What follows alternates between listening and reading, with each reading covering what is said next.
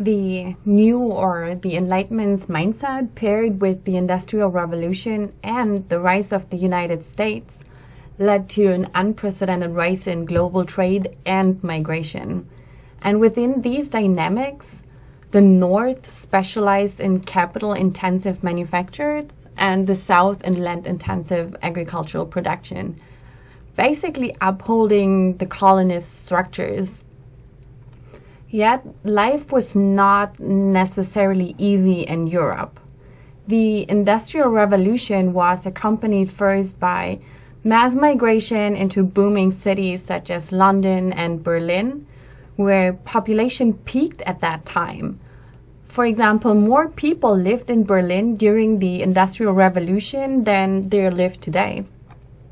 And when people only faced unemployment and poverty there, they migrated, and about 60 million people left Europe to the western offshoots, the United States, Australia, and New Zealand.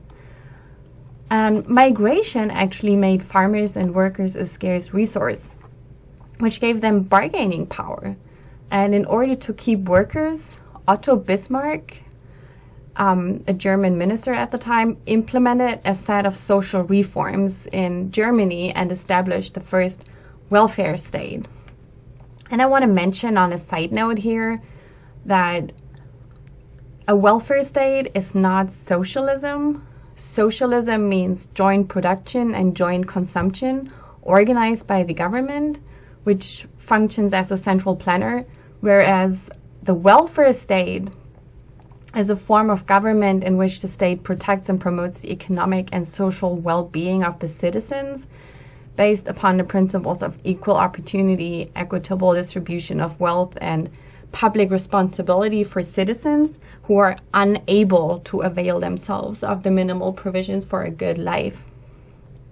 And at the end of the semester, we will learn more about unemployment, and we will talk about inequality and redistribution, which became prevalent a while ago but are not less relevant topics in society and in economics today.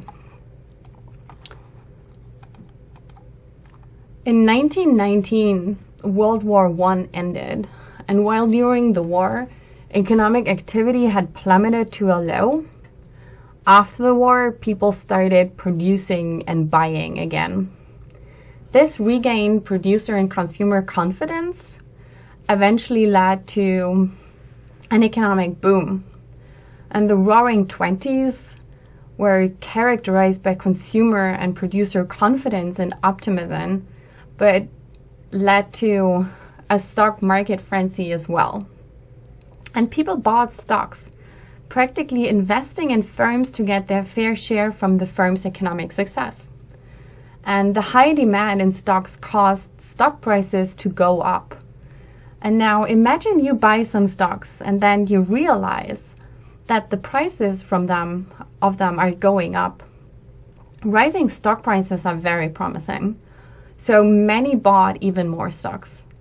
And at the time, people saw the opportunity to borrow money from banks as well, using their stocks as collateral to buy even more stocks. And this increase in demand for stocks increased stock prices even more, which is a phenomenon that we also call self-fulfilling prophecy. But let's think about it for a second. Imagine you use your $20 worth stock to borrow money. As long as the prices continue to go up, there doesn't seem to be a problem, right? But at the same time, borrowing backed by stocks, which are rather volatile in their value, makes you very vulnerable too. So if stock prices go down, your stock might end up having a lower value than at the time you used it as a collateral for your loan. Also, with so many people investing, producers produced more products. Well, I imagine that your first smartphone got you very excited, and your second smartphone maybe as well. But think about it, how many smartphones have you had since? And with each new smartphone, I assume that your excitement was less than with the smartphone before. And so there were so many innovations after such short periods of time that people already had everything and bought less because there was less excitement associated with purchasing a new version of the same good. Meaning that more goods gave the population less marginal utility or benefit per additional unit, and we will talk about that later. At the same time, money supply was still bound to the gold standard. And as more products entered the market, no money could be issued since it was difficult to obtain gold to back the money that should have been issued, and prices dropped. And that's a phenomenon that we call deflation. So saturated of innovations and filled with the expectations of ever lower prices, demand obviously weakened. At some point in time, then news spread that the real sector's performance fell behind the stock market's expectations, and everyone wanted to sell their stocks as quickly as possible before they lost value, which ultimately caused the stock markets to crash. The 1929 stock market crash, however, was especially severe due to the excessive bank lending and the deflation weakening demand, culminating in the Great Depression, with unemployment rates as high as 25%. And first attempts to tackle this crisis were import tariffs to increase domestic production, but other countries did the same, so there was not the expected consequences.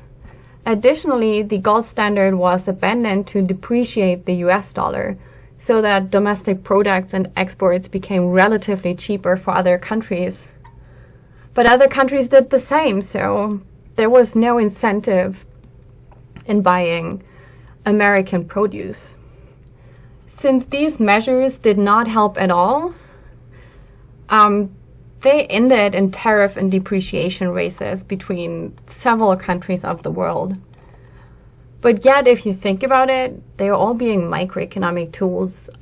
These measures address households and firms, or household and firm behavior. But what was needed were stabilization mechanisms for an entire economy. And John Maynard Keynes was the first one to identify macroeconomic policy tools to stabilize entire economies. One macroeconomic policy tool is monetary policy, where interest rates are lowered to stimulate investment. Since capital such as machines and production sites were still available from the Roaring '20s, no investment was actually needed to restart economy's productiveness. The other macroeconomic policy tool, fiscal policy, was much more effective, which is that government increases spending. And so they bought all the amounts of unused radios and such, put them into institutions and schools, so that firms were motivated to create jobs and people would start buying and consuming again.